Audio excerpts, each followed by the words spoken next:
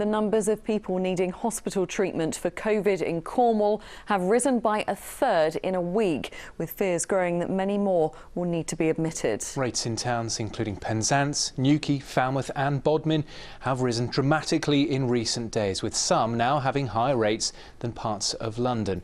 Grace Pascoe is outside the Royal Cornwall Hospital in Truro for us this evening. Grace, just take us through how doctors there are coping at the moment. Well, that's quite right. Pressures on this hospital are now rising as more and more patients with COVID-19 are sadly admitted here. We know around 70 patients are currently in beds being treated at Royal Cornwall Hospital for coronavirus, and any minute we'll be getting an update from the chief executive of this hospital to find out just how staff here are coping. OK, Grace, we'll be out with you shortly. Many thanks for now. Well, let's go back to the Royal Cornwall Hospital now, where Grace has been joined by the chief executive. Grace. Yes, so I'm now joined by Kate Shields, who's the chief executive of this hospital. So, Kate, how's this hospital coping and how many COVID-19 patients are your staff currently treating? So we're currently treating 78 COVID patients. We've got 10 people on intensive care. And we're ready to look after the people that come to us, because effectively this is what we've been planning for the last few months. Yeah. In early December, we saw the first care home staff in Cornwall being vaccinated at this hospital, and now many of your staff will have been vaccinated. What's that like for you, and does that give staff here a boost? It's amazing. So the vaccination programme is the thing that should give all of us that hopeful feeling that at some point soon we might be able to go back to something like normal life. So we've vaccinated lots of people, and quite a few of our care home people were the first ones to be vaccinated, which is so important. Fantastic. Sadly, there have been COVID-19 deaths here, and that may continue over the coming weeks and months.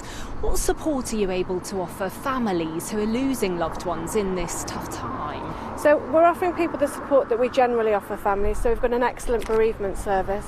Our staff on the ward are just brilliant. So we'll support people while they're here, and if when they go home they still need support, our bereavement services are definitely able to help them. That's fantastic. And what's happening now at the hospital with elective surgeries? Are they still happening at the moment? So at the moment, we're planning potentially for our critical care services to get busier.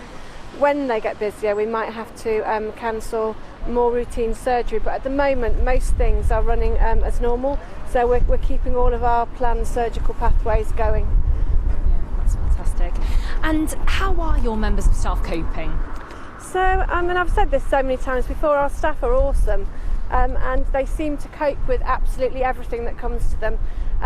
They work together, they work in teams, and of course it's very, very distressing for them, and it's really, really difficult to imagine that this might go on for some time. So we're offering lots of help and support to staff. Tonight will be the start of free food for people on night staff, because nights can be quite lonely, and often when it's the most difficult times to manage. So they're fab.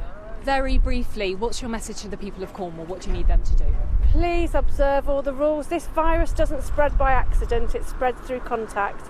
And if you look after yourselves, you can look after everybody else. Absolutely. Kate Shields, thank you so much for joining us.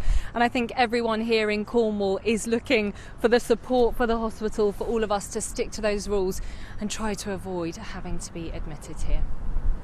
Grace, thank you very much.